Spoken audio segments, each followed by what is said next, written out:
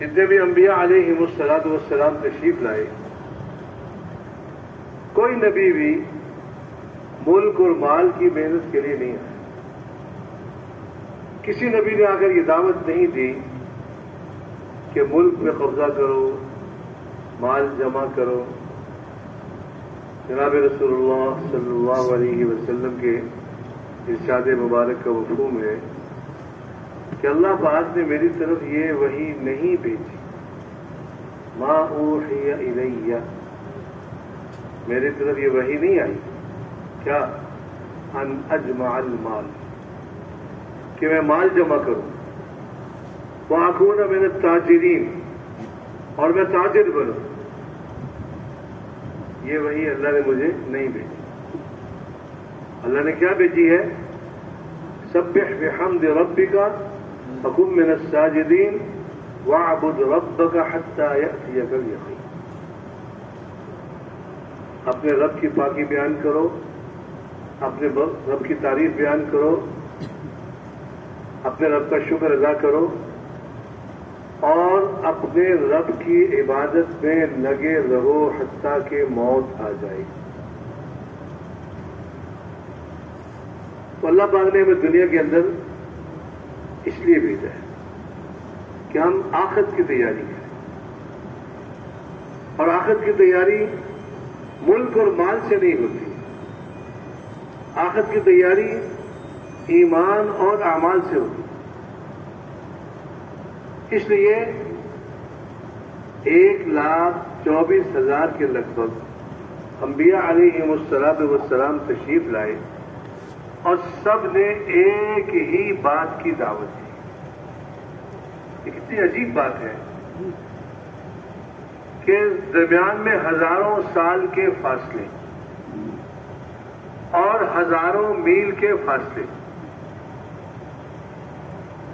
لیکن وہ جو بات نوح علیہ السلام نے کہی، بالکل وہی بات جناب محمد مصطفیٰ احمد مجتبیٰ صلی اللہ علیہ وسلم نے کہی۔ اور ان کے درمیان میں جتنے نبی آئے سب نے یہی بات کہی کہ لا الہ الا اللہ۔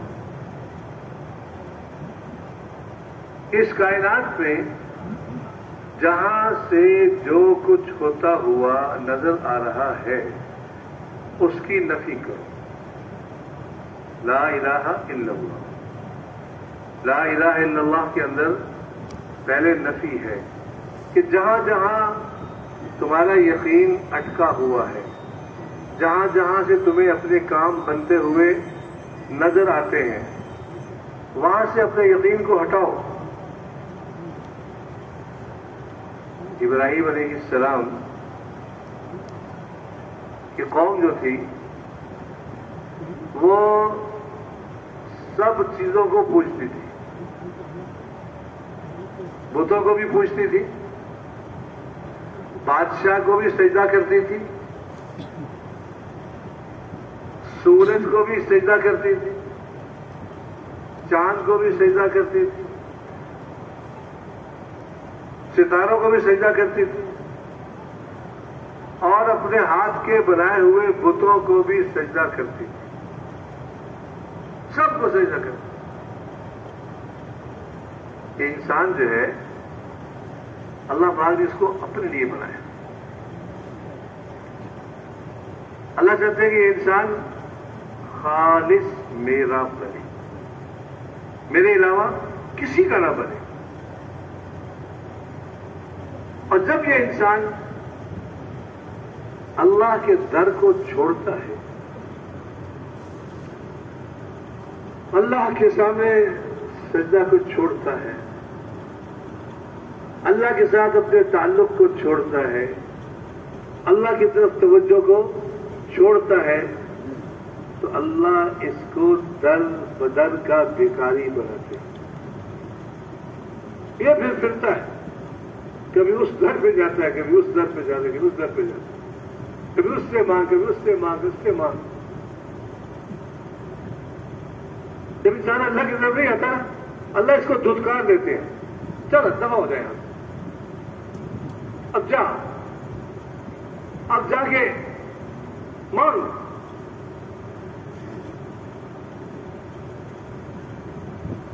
امیر معاویہ رضی اللہ تعالی عنہ نے حضرت عائشہ رضی اللہ عنہا کو خط لکھا کہ آپ مجھے کوئی مختصر سی نصیحت فرمائیں. تو اماں عائشہ رضی اللہ عنہا نے ایک جملہ ان کو لکھا اور فرمایا کہ جو آدمی اللہ کی رضا کو تلاش کرتا ہے، جو آدمی اللہ کی رضا کو، اللہ کو راضی کرنے کو تلاش کرتا ہے، چاہے لوگ ناراض ہو جائیں، ساری دنیا ناراض ہو جائے، مگر اس کی طلب کیا ہے؟ اللہ راضی ہو جائے. تو جو آدمی اللہ کی رضا کو تلاش کرتا ہے، ساری دنیا کی ناراضگی کو مول لے کر اللہ تعالی اس کو ساری دنیا کے انسانوں کی تکلیف سے اس کی حفاظت فرماتا ہے.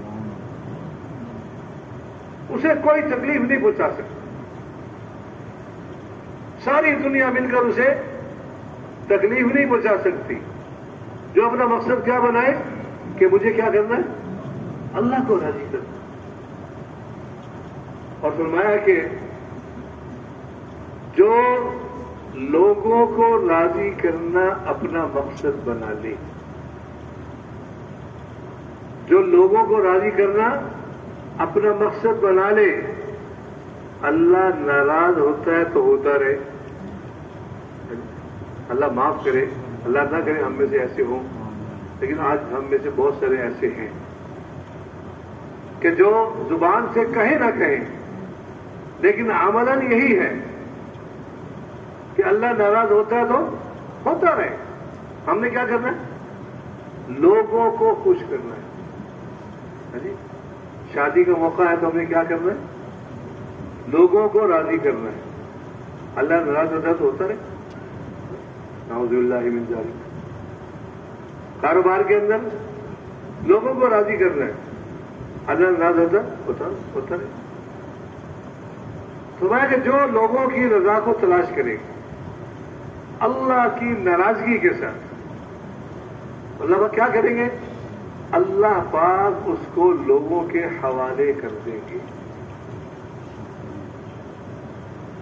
اب لوگ اس کو ٹھوکنے مارتے پھریں گے اور وہ لوگوں کو راضی کرنے کی کوشش میں لگا رہے گا اور لوگ راضی ہوں گے نہیں. اللہ کو ویسے ناراض کر دیا. تو یہ اللہ پاک کا ضابطہ ہے. من کان للہ کان اللہ لہو.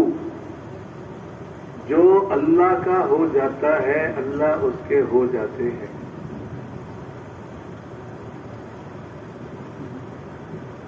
تو ابراہیم علیہ السلام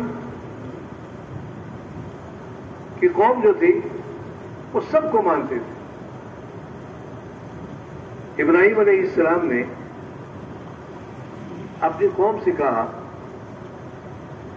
کہ یہ کیا چیزیں ہیں جن کی تم پوجا کرتے ہو؟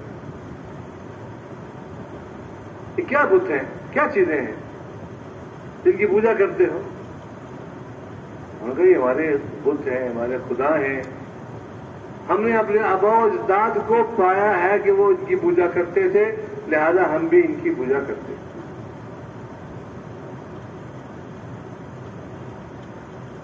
تو ابراہیم علیہ السلام نے ایک دن وہ قوم والے سارے گئے ہوئے تھے تو ان کے بت خانے میں جا کر ان کے بتوں کو کلہاڑی سے توڑ دی. کسی کا بازو توڑ دیا، کسی کا سر توڑ دیا، کسی کی ٹانگ توڑ دی. اس کے بعد کلہاڑی لا کر جو بڑا بت تھا اس کے کاندھے پہ رکھ دی. جب وہ قوم والے واپس آئے تو آ کر کہنے لگے کہ من فعل هذا بآلهتنا، کس نے کیا یہ کام؟ مگر وہ ایک نوجوان ہے یقال لہ ابراہیم، وہ ان کا تذکرہ کرتا تھا کہ تم کیا بتوں کی پوجا کرتے ہو، ان کو بلاؤ. بلایا گیا. انت فعلت هذا بآلهتنا یا ابراہیم، ابراہیم تو نے کیا یہ کام؟ ابراہیم السلام نے یہ نہیں کہا کہ میں نے نہیں کیا، انکار نہیں کیا. میں اگر دیکھو بھائی یہ جو کلہاڑی ہے یہ تو بڑے بت کے کاندھے پر ہے، تو اس بڑے بت نے کیا ہوگا.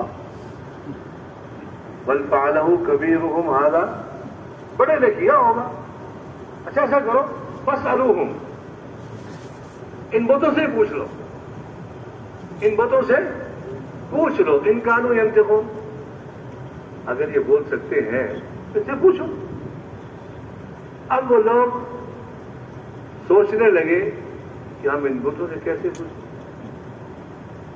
تو انہوں نے اپنے دل میں یہ بات سوچی اور اس کو مانا کہ ہم ہی ظالم ہیں. فرجعوا الى انفسهم فقالوا انکم انتم الظالمون. انسان جو ہے وہ جب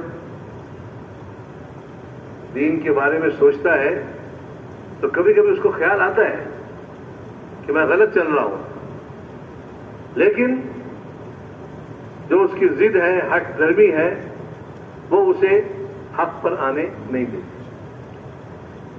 انہوں نے یہ سوچا کہ ہم ظالم ہیں، ہم غلط کر رہے ہیں، لیکن پھر جو ہے وہ واپس آ کر ان کا نہیں، مگر تجھے تو پتہ ہے کہ یہ بات نہیں کر سکتے. لقد علمت ما هؤلاء ينطقون، یہ تو بات نہیں کرتے. مگر افسوس ہے تم پر بھی اور تمہارے معبودوں پر بھی. اف لکم ولما تعبدون من دون اللہ افلا تعقلون، تمہیں عقل نہیں ہے کہ یہ جو اپنے آپ کو نہیں بچا سکتے، اپنے نفع و نقصان کے یہ مالک نہیں ہے، کہ تمہارے نفع نقصان کے مالک کہاں سے ہو گئے؟ اب انسان جب لاجواب ہو جاتا ہے تو وہ کہتا ہے بھئی دشمن کو ختم کرو. انہوں نے ابراہیم السلام کو جلانے کا حکم دے دیا. آپ حضرات قصہ ماشاءاللہ سنتے رہتے ہیں. آگ جلائی گئی، ان کو آگ میں پھینکا گیا. تو ابراہیم علیہ السلام کی زبان مبارک پر جو الفاظ تھے کہ حسبی اللہ ونعم الوکیل، حسبی اللہ ونعم الوکیل، میرا اللہ مجھے کافی. وہ بہترین کام بنانے والا ہے. اب ایک طرف ساری دنیا ہے، ساری قوم ہے، سارا خاندان ہے، ساری بادشاہت ہے، اور لکھا کہ نمرود جو تھا یہ پوری دنیا کا بادشاہ تھا. اس کا دارالحکومت تو عراق کے اندر تھا، بابل کے اندر، لیکن حکومت اس کی پوری دنیا پر تھی. تو ایک طرف پوری دنیا کی حکومت، سارا خاندان، ساری قوم، اور ایک طرف ابراہیم علیہ السلام.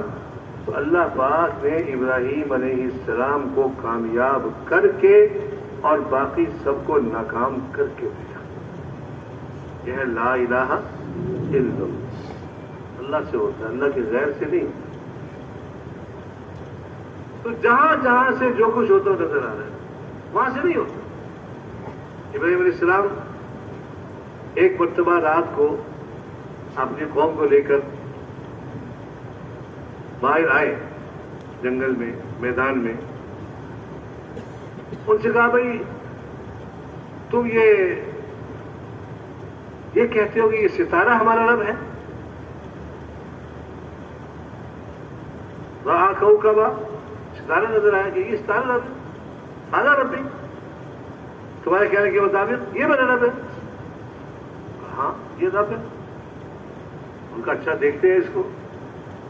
تھوڑی دیر میں دیکھا تو ستارہ ڈوب گیا، اس کی روشنی ختم ہو گئی. فَلَمَّا آفَلَ قَالَ لَا أُحِبُّ الْآفِلِينَ، اس کی روشنی ختم ہو گئی، نہیں میں نہیں پسند کرتا، ڈوبنے والوں کو میں نہیں پسند کرتا. یہ جو ستارہ ہے، اللہ معاف کرے، آج کل بھی بہت سے لوگ ستاروں کے قائل ہیں کہ ستاروں سے یہ ہوتا ہے، ستاروں سے یہ ہوتا ہے، ستاروں سے یہ ہوتا ہے. بھائی ستارہ خود اپنی زندگی کا مالک نہیں ہے، وہ تمہاری قسمت کا مالک کہاں سے ہو سکتا ہے؟ جو چیز اثر قبول کر لے وہ خدا نہیں بن سکتی. خدا وہ ہوگا کہ جس کے اوپر کسی کا اثر نہ ہو سکے. جب اس کے اوپر کسی کا اثر ہو رہا ہے، اس کے مطلب اس کے اوپر کوئی ہے نا. جب جو اوپر ہے وہ خدا ہے، جو مان ہے وہ خدا کہاں سے ہو گیا؟ مطلب میں نہیں مانتا. پھر فلما رأى القمر بازغا، کہ چاند طلوع ہوا، اپنی قوم سے کہا اچھا تمہارے کہنے کے مطابق ھذا ربی، یہ میرا رب ہے. لیکن تھوڑی دیر کے بعد جب صبح کا وقت قریب ہوا تو چاند بھی غروب ہو گیا. نہیں، یہ بھی رب نہیں ہو سکتا. کیوں؟ اس کو بھی کوئی نکالنے والا، کوئی غروب کرنے والا ہے. میں نہیں مانتا. اس کے بعد لما رأى الشمس بازغة قال ھذا ربی، اپنی قوم سے کہا اچھا تمہارے کہنے کے مطابق یہ سورج جو ہے یہ میرا رب ہے، اور یہ ان سب سے بڑا ہے، ستارے سے بھی بڑا ہے، چاند سے بھی بڑا ہے، یہ رب ہے. لیکن ایک وقت آیا کہ سورج پر بھی زوال آ گیا. سورج چڑھتا ہے لوگ اس کو سلام کرتے ہیں، لیکن پھر چڑھتا سورج جو ہے ایک وقت آتا ہے کہ سورج ڈوبنا شروع ہو جاتا ہے، نکلنا اور نیچے آنا شروع ہو جاتا ہے. اس کی روشنی ماند پڑ جاتی ہے، پیلی پڑ جاتی ہے. پھر ایک وقت آتا ہے کہ سورج بھی ڈوب جاتا ہے. مگر نہیں، یہ بھی رب نہیں ہے. ثابت ہو گیا نہیں ہے رب. سب رب کون ہے؟ ستارہ بھی رب نہیں، چاند بھی رب نہیں، سورج بھی رب نہیں. وَإِنِّي وَجَّهْتُ وَجْهِيَ لِلَّذِي فَطَرَ السَّمَاوَاتِ وَالْأَرْضَ حَنِيفًا وَمَا أَنَا مِنَ الْمُشْرِكِينَ. مطلب میں نے اپنا رخ بنی ہوئی چیزوں سے ہٹا کر بنانے والے کی طرف ہے. یہ سب مخلوق ہے، یہ سب مخلوق ہے. مخلوق کے معنی پیدا ہوئی ہے. پیدا ہوئی کا مطلب یہ ہے کہ اب ہے، پہلے نہیں تھی. اور مخلوق کا مطلب یہ ہے کہ اب ہے اور کچھ عرصے بعد نہیں ہوگی. تو جو مخلوق ہے وہ خدا نہیں بن سکتی. خالق کی ذات جو ہے هو الاول هو الاخر، سب سے پہلے وہ ہے، اس سے پہلے کوئی نہیں. هو الاخر، سب سے آخر میں وہ ہے، اس کے بعد کوئی نہیں. انبیاء علیہم الصلوۃ والسلام انسانوں کے دلوں کا یقین مخلوق سے ہٹا کر خالق پر لگا دیا کہ دنیا میں جو کچھ نظر آ رہا ہے اور دنیا میں جہاں سے ہوتا ہوا نظر آ رہا ہے، اس کی نفی کر دو، اس سے نہیں ہوتا.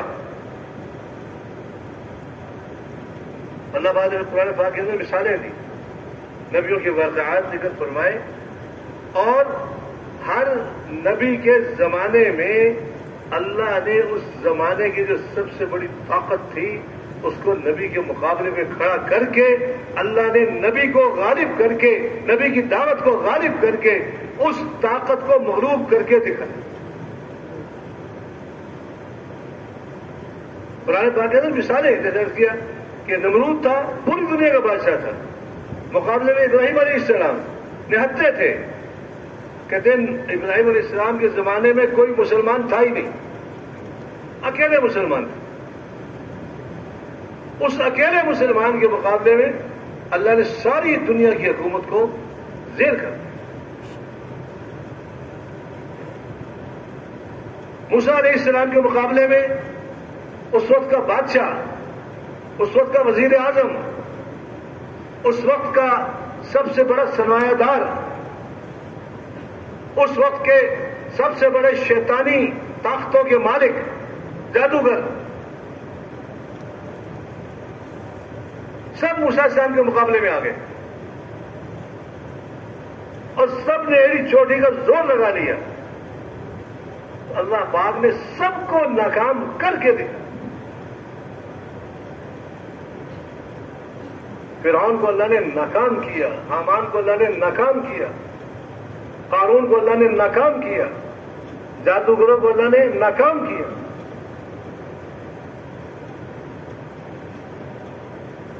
اور پھر اللہ پاک نے وہ جو اپنے آپ کو کہتا تھا انا ربکم الاعلی، علماء نے لکھا کہ اتنا بڑا دعویٰ کسی اور نے کیا ہی نہیں جتنا فرعون نے دعویٰ کیا کہ میں تمہارا سب سے بڑا رب ہوں، یہ دعویٰ کی۔ اللہ پاک نے اس کی لاش کو سمندر سے نکال کر کنارے پر اللہ نے رکھ دیا اور اس کو محفوظ کر دیا۔ فَالْيَوْمَ نُنَجِّيكَ بِبَدَنِكَ لِتَكُونَ لِمَنْ خَلْفَكَ آیَةً، ہم تیرے بدن کو باہر نکالیں گے تاکہ تو بعد میں آنے والوں کے لیے نشانی بن کر باقی رہے، لوگ آئیں دیکھیں کہ یہ ہے وہ ملعون جو اپنے آپ کو رب کہتا تھا، یہ ہے وہ۔ اللہ نے آج بھی اس کی لاش محفوظ رکھی ہوئی۔ شعیب علیہ السلام کے مقابلے میں تاجر لوگ آ گئے اور تاجر کہنے لگے کہ اے شعیب تجھے نہیں پتا تجارت کیا ہوتی ہے؟ اے شعیب تجھے نہیں پتا تجارت کیا ہوتی ہے؟ تجارت تو ہمیں آتی ہے، ناپ تول میں کمی کرنا، دھوکہ دینا، یہ تو نبیوں کے واقعات ہیں نا جی، یہ کہانیاں نہیں ہیں، یہ قیامت تک کے آنے والے انسانوں کے لیے سبق ہے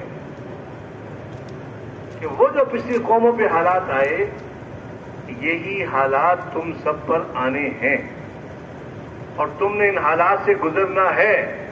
تو یاد رکھو اگر تم نے بھی وہی کام کیے جو پہلی قوموں نے کیے تھے تو جیسے اللہ کی پکڑ ان پر آئی ایسی پکڑ اللہ کی تم پر بھی آ سکتی۔